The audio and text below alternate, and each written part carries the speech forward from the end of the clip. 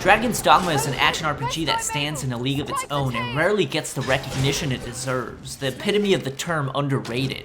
It's an outstanding take on the single-player RPG experience with a few twists in the mix. A wonderfully realized world, if not a bit quirky and hammy, but it's part of the charm. Buried under the traditional RPG tropes is an ambitious vision, a surprisingly complex and rewarding combat system, and a utilitarian approach to all aspects of design that is worth exploring.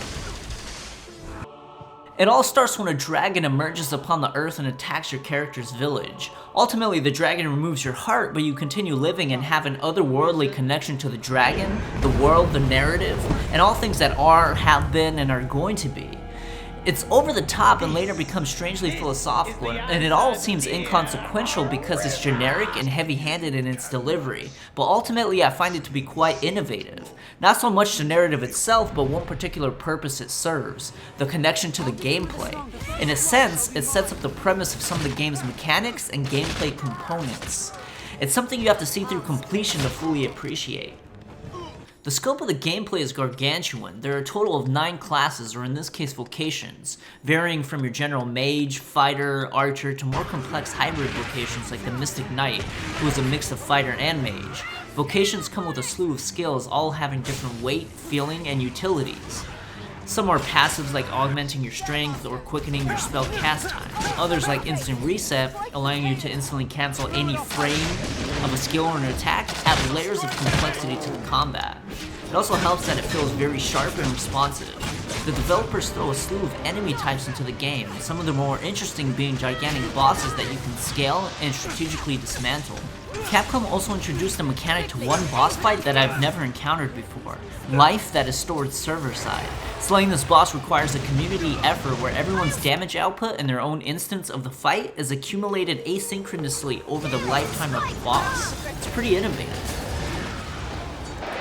Although Dragon's Dogma is a single-player game, you play in a party with 3 AI-controlled members, but it's not entirely single-player because it introduces a pawn system which acts as a pseudo-multiplayer component. Essentially, a pawn is a party member you create and fully customize, which will assist you throughout your travels, but the twist is Capcom stores them server-side where other players can use them in their parties. When used by other players, your pawn gets items and enemy and quest knowledge when they return, and vice versa. Pawns you summon could provide valuable quest information.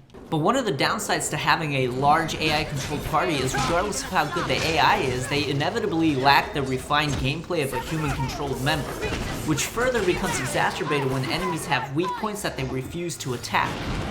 Coupled with the ability of endgame enemies to wipe your party with a single high-damage attack, it can mount to instances of frustration. It all leads to a lot of micromanaging of health and status ailment removals, which can take you out of the immersion of intense fights. The other hiccup is the design choice to take the camera away from your character to highlight in slow motion relevant actions your pawn may be doing. There is a cinematic aspect to this effect, but it's too jarring and brusque when you consider that most of the gameplay is very active and fast-paced. The PC version throws in the Bitter Black endgame content, which was originally an add-on to the core game. I didn't experience Bitter Black the first time it was released, but it's quite meaty in its content, introducing new itemization and skill features into the core game.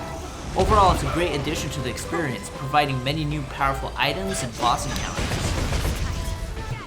The team Capcom assembled for this game delivers something special to the gamer who is looking for a deep and fulfilling gameplay. On the surface, it's a collection of RPG tropes, but when you begin to remove and examine the layers, it blooms into a strangely unique experience, unprecedented really.